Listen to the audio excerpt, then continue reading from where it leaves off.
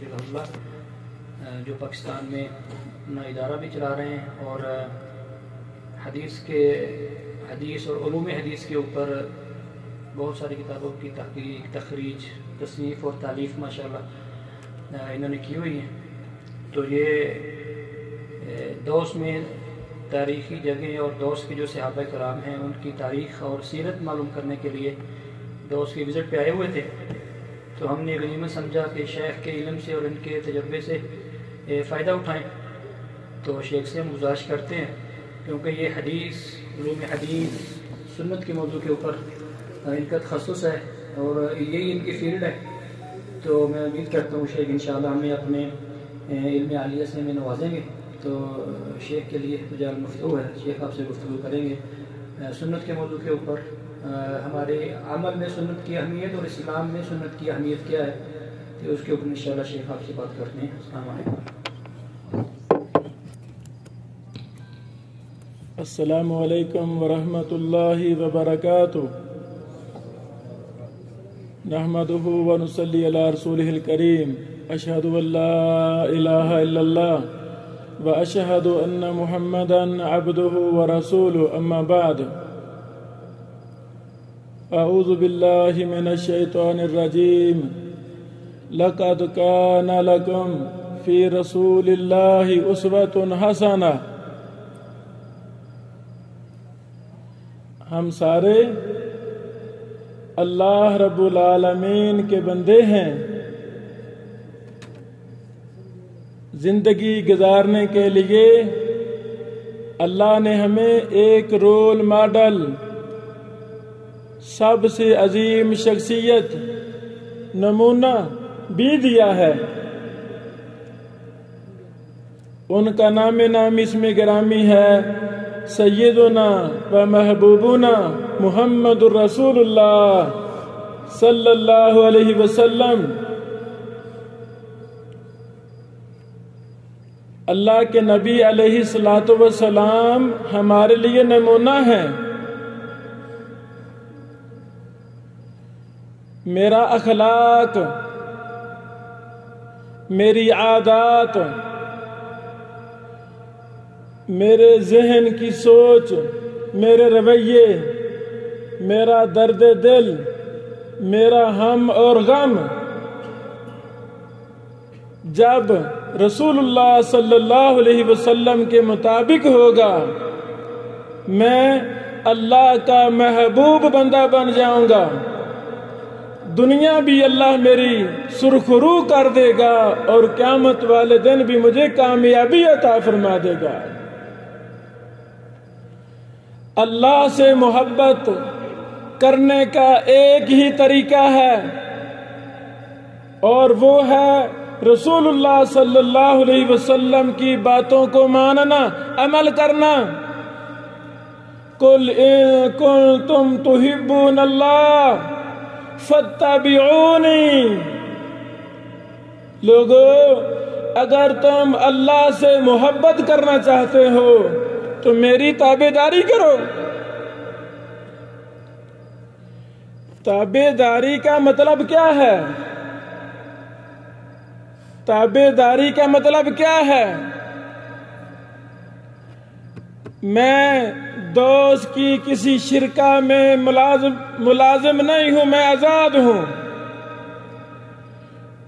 مجھے آپ کو کوئی جاب مل جائے، ملازمت مل جائے،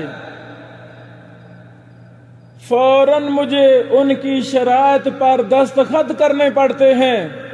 جی میں آپ کی ملازمت لے رہا ہوں، یہ ساری شرطیں مجھے منظور ہیں، ایسے ہے کہ نہیں؟ اے لوگو، میں فیکٹری میں ملازم بن جاؤں پھر میری مرضی چلتی نہیں۔ اگر 100% ان اصولوں پر کاربند رہوں گا تو اللہ عزت دے گا، مالک بھی خوش رہے گا، سب کچھ اللہ مجھے دے گا۔ لیکن جب اپنی منمانی کرنی شروع کر دوں گا، وہ اٹھا کے باہر پھینکے گا، چل۔ اللہ رب العالمین نے جو ہمیں نمونہ دیا ہے اس سے بڑھ کر کائنات میں کوئی نمونہ نہیں ہے، امام الانبیاء ہیں۔ مسلمانوں کو یہ مسئلہ سمجھانے کے لیے اللہ رب العالمین نے معراج والے واقعے میں مسجد اقصی میں تمام انبیاء علیہ السلام کو جمع کیا، ان کی ارواح کو جمع کیا۔ جب نماز کی باری آئی محمد رسول اللہ صلی اللہ علیہ وسلم کو آگے کیا گیا، آپ امام الانبیاء ہیں۔ لوگوں، جس پیغمبر کا ہم نے کلمہ پڑھا ہے وہ کوئی معمولی نہیں ہے، دنیا اور آخرت کی کامیابی اسی پیغمبر کی اتباع میں رکھی گئی ہے۔ اتباع کا مطلب ہوتا ہے فوراً عمل کرنا، فوراً عمل کرنا۔ صحابہ کرام رضی اللہ عنہم کی پوری زندگی اتباع پر مشتمل تھی، عمل پر مشتمل تھی۔ نبی علیہ السلام نے اعلان کروایا، اعلان کر دو شراب حرام ہے۔ ادھر کان میں آواز پڑی شراب حرام ہے، فوراً مدینہ کی گلیوں میں شراب کا سیلاب آ گیا۔ یہی ایمان ہے۔ ایمان 3 چیزوں کا نام ہے، زبان سے اقرار کرنا، دل سے تصدیق کرنا، اور جسم کو قرآن و سنت کے مطابق کر دینا۔ نبی علیہ السلام نے فرمایا لوگوں گدھا حرام ہے۔ غزوہ خیبر کے دوران فرمایا گدھا حرام ہے۔ ہو مسلمان پھر اپنی خاص کے بت کی پوجا کرے، یہ نہیں ہو سکتا، یہ میرے پیغمبر کا صحیح امتی نہیں ہے۔ اس کے دل میں محمد رسول اللہ صلی اللہ علیہ وسلم کا احترام ہے ہی نہیں، یہ جھوٹا شخص ہے۔ گدھا حرام ہے۔ صحابہ کہتے ہیں گدھے کا سالن پک رہا تھا، دیگیں جوش مار رہی تھیں، میرے پیغمبر کا جو ہی صحابہ نے اعلان سنا فوراً ان دیگوں کو پلٹا دیا، سالن کو ضائع کر دیا۔ مسند امام احمد میں دیگر کتابوں میں حدیث ہے، ایک صحابی نے اپنی انگلی میں سونے کی انگوٹھی پہنی ہوئی تھی۔ رسول اللہ صلی اللہ علیہ وسلم کو پتہ چلا، آپ نے نفرت کا اظہار کیا، یہ حرام ہے، مرد پر سونا پہننا حرام ہے۔ اس صحابی نے پیغمبر کی پریشانی کو دیکھا، فوراً انگوٹھی کو پھینک دیا۔ 1 دن 2 دن مہینہ 10 مہینے 100 سال 10 سال پڑی رہی۔ کچھ نے مشورہ دیا اللہ کے بندے اٹھا لے، بیوی کو دے دینا، بیٹی بہن کو دے دینا، عورتوں پر جائز ہے۔ اس نے کہا نہیں، جس انگوٹھی سے میرے پیغمبر کا دل دکھا ہے میں اس کو کبھی نہیں پکڑوں گا۔ مسند احمد میں یہ لفظ ہے حتی اکلتہ الارض، صحابہ کہتے ہیں ہم اس کو دیکھتے رہتے تھے، سال ہر سال دیکھتے رہے، انگوٹھی وہاں پڑی ہے، آخر کار وہ مٹی کے اندر دفن ہو گئی، گم ہو گئی۔ حضرات گرامی، مسلمان ایک عزت کا نام ہے۔ لوگوں نے مجھے اور آپ کو دیکھ کر اپنے معاملات سیٹ کرنے ہیں۔ جس بستی میں مسلمان ہوا کرتا تھا لوگ اس کی اپنے بچوں کو مثالیں دیتے تھے. وہ پوری بستی کا ایماندار انسان ہوا کرتا تھا. میں جس شہر میں بیٹھا ہوں سیدنا طفیل بن عمر دوسی رضی اللہ تعالیٰ عنہ، یہ پہلے مسلمان تھے، دوس کے رہنے والے پہلے مسلمان تھے. ان کے اخلاق سے، ان کے کردار سے، ان کا سچا مسلمان ہونا جب اسی دوس بستی کے لوگوں نے دیکھا، 70 سے زیادہ گھرانے مسلمان ہوگا.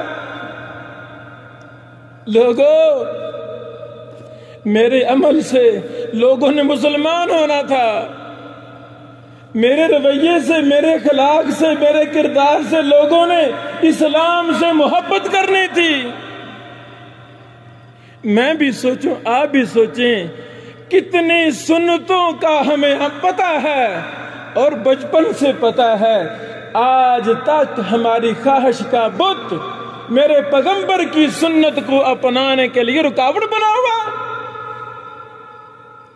غصہ نہیں کر رہے میری بات کا، غصہ نہیں کرنا. لوگوں یہ داڑھی لے لیں، داڑھی کا مسئلہ لے لیں. کس مسلمان کو پتہ نہیں ہے وَعْفُوا اللِّحَىٰ وَفِّرُوا اللِّحَىٰ. میرے پیغمبر صلی اللہ علیہ وسلم لوگوں کو سمجھا رہے ہیں، لوگوں داڑیاں معاف کر دو. داڑھی رکھنا فرض ہے، سنت نہیں. داڑھی رکھنا فرض ہے، سنت نہیں ہے. جیسے نبی علیہ السلام نے شادی کو سنت فرمایا ہے مسئلہ سمجھانے کے لیے، شادی فرض ہے، سنت نہیں. لوگوں، کب سے مجھے پتا ہے داڑھی رکھنا سنت ہے، فرض ہے، لیکن میری خواہش کا بت، میرے معاشرے کا بت مجھے اپنے پیغمبر کے حکم کو ماننے کے لیے مجھے روک رہا ہے. نہیں، شادی وادی کرا لو، دیکھا جائے گا. میں کو متوع ہوں. 20 سال سے میرے اندر اخلاقی گراوٹ ہے. میں جھوٹ بولتا ہوں مثال کے طور پہ، تو مجھے تو بچپن کا پتہ ہے جھوٹ بولنا حرام ہے. سینکڑوں میں نے پروگرام سنے، علماء کو سنا، لیکن 5 روپے کی خاطر میں جھوٹ بول جاؤں گا. آئیں آپ کے ایمان کو تازہ کرنے کا واقعہ سناؤں.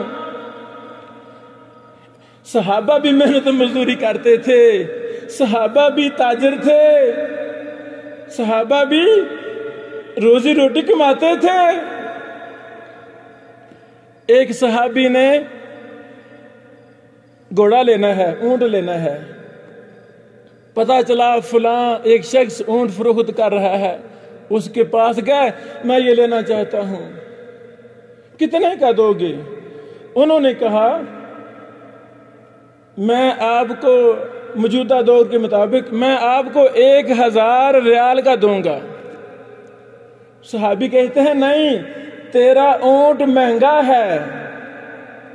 اچھا چلو 1500 کا دے دو، اور مہنگا ہے، اتنے کا دے دو. اللہ اکبر. یہ تھے ہمارے صحابہ. نبی علیہ الصلوۃ والسلام اپنے خطبہ جمعہ، ہر خطبہ جمعہ میں یہ نصیحت کیا کرتے تھے، لا ایمان لمن لا امانت لہ ولا دین لمن لا عہد لہ. اس شخص کا کوئی ایمان نہیں ہے جس کے اندر امانت داری نہیں ہے.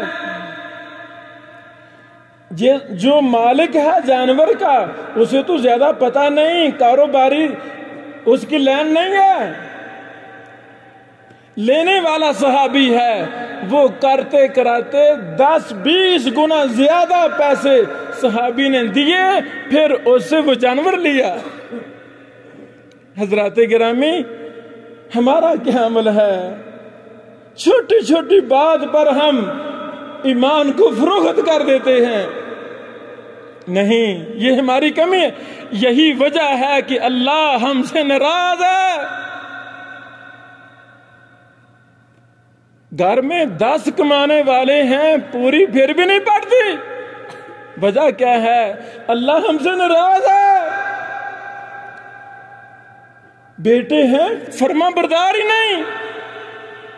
بیٹیاں ہیں، ان کنٹرول ہے. بیوی ان کنٹرول ہے. کئی وجوہات ہیں. ایک یہ بھی وجہ ہے، جب میرے دل میں سنت سے محبت نہیں ہوگی، اللہ سے محبت نہیں ہوگی، تو میری اولاد کبھی بھی سیدھے راستے پر نہیں آئے گی، وہ ان کنٹرول ہی رہے گی.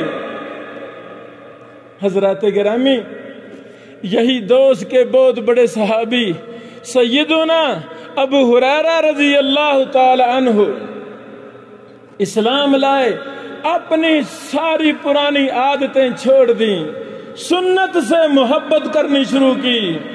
کیسی محبت کی؟ تاریخ میں مثال بن گئے. سب سے زیادہ حدیث رسول کو بیان کرنے والے سیدنا ابو ہریرہ رضی اللہ عنہ ہی ہیں. آئیں ہم بھی سنت سے پیار کریں. ہماری ہر عادت، ہر طریقہ سنت کے مطابق ہونا چاہیے. امام احمد بن حنبل رحمہ اللہ، انہوں نے حدیث پڑھی کہ نبی علیہ الصلوۃ والسلام نے سنگی لگوائی اور سنگی لگانے والے کو کچھ پیسے دیے. امام احمد بن حنبل رحمہ اللہ اس سنت کی پیروی میں سنگی لگانے والے کو بلاتے ہیں اور کہتے ہیں کہ بھائی مجھے سنگی لگاؤ تاکہ سنت کی پیروی ہو جائے. سنگی لگوائی اور اسے مزدوری دی. کہا یہ نبی علیہ السلام نے مزدوری دی تھی، میں بھی آپ کو دینا چاہتا ہوں. اللہ اکبر. یعنی حضرات گرامی، رسول اللہ صلی اللہ علیہ وسلم نے اس قدر واضح حدیث میں ارشاد فرما دیا، اے میری امت کے لوگوں، تم ہرگز گمراہ نہیں ہو سکتے جب تک قرآن و سنت کو لازم پکڑو گے. لن تضلوا ما تمسکتم بہما کتاب اللہ و سنتی. ہرگز گمراہ نہیں ہوگے جب تک میری سنت کو تم لازم پکڑے رکھو گے. حضرات گرامی، یہ آسان ہے. قرآن و سنت پر عمل کرنا یہ آسان ہے. کیسے عمل ہوگا؟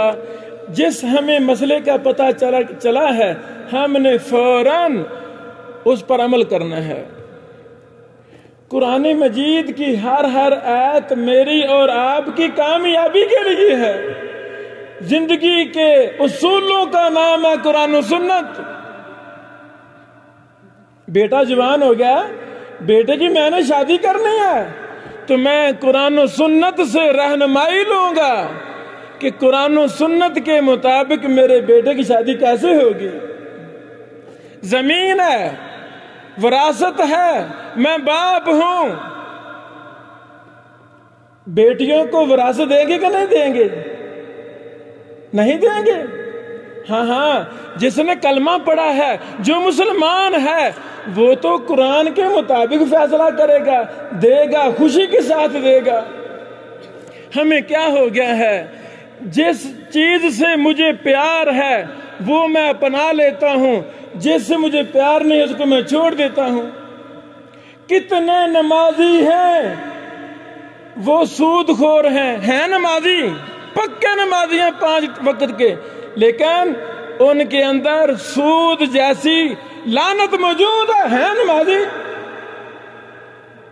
کتنے لوگ ہیں، یعنی ان کے اندر دین کا 2 کام بڑے اچھے ملیں گے، باقی 98 کام وہ غلط ملیں گے. ایسا اسلام مسلمانوں کو نہیں چاہیے. ایسا مسلمان اسلام کو نہیں چاہیے. اللہ تعالیٰ نے کیا فرمایا؟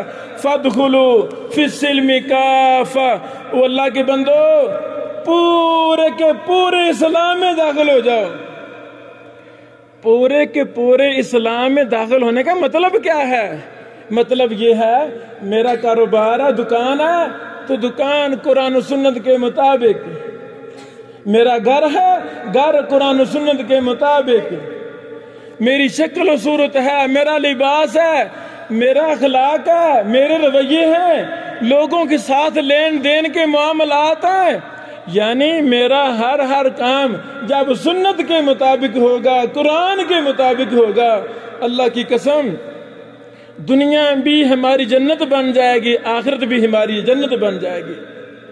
چھوڑ دیں اپنی خواہشات کو، کچھ بھی نہیں ملا۔ مثلا میرے اندر کوئی کمی ہے، اب تک میرے اندر کمی ہے تو میں نے کیوں سے پہاڑ کراس کر لیا؟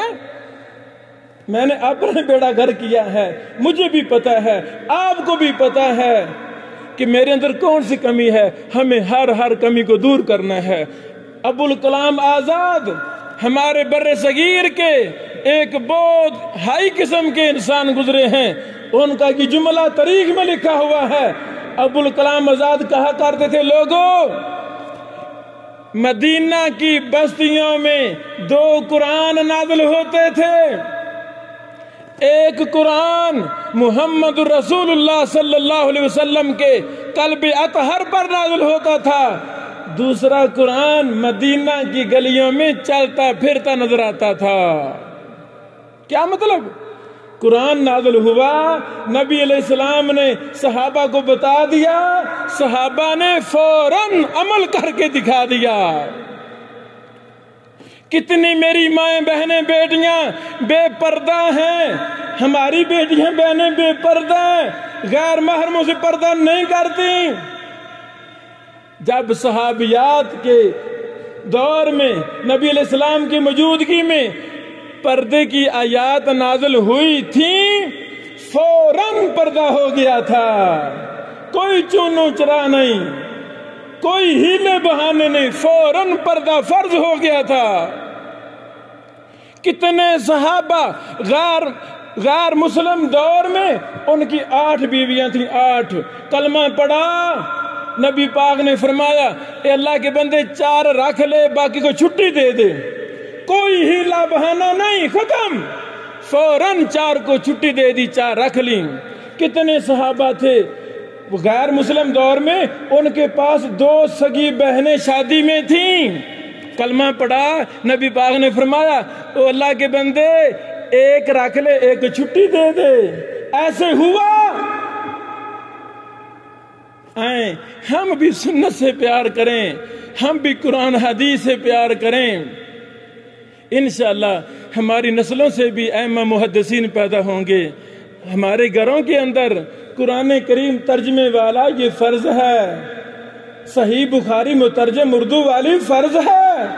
ہو مسلمان کا گھر، اس گھر میں صحیح بخاری اردو والی، بنگالی والی، ہندی والی جو ہماری زبان ہے، نیپالی والی، اس گھر میں وہ صحیح بخاری نہیں ہے، وہ کس نام کا مسلمان ہے؟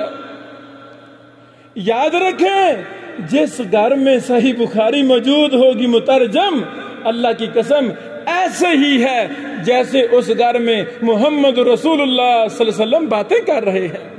کبھی میری بیگم صاحبہ وہ صحیح بخاری کھولیں گی، کبھی بیٹی صاحبہ تفسیر پڑھیں گی، کوئی مہمان چاچا ماما تایا گھر میں آئے گا وہ پڑھے گا۔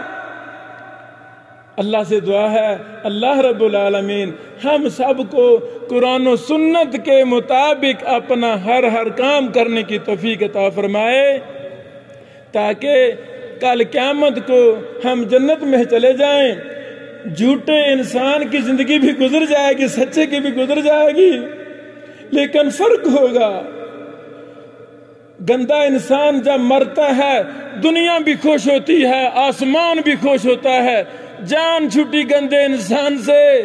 جب حدیث اور قرآن سے محبت کرنے والا فوت ہوتا ہے، آسمان بھی روتا ہے، زمین بھی روتی ہے، لوگ بھی روتے ہیں۔ آئیں ہم حدیث سے پیار کریں، سنت سے پیار کریں، اللہ تعالی ہمیں ان باتوں پر عمل کرنے کی توفیق عطا فرمائے۔ وآخر دعوانا ان الحمدللہ رب العالمین۔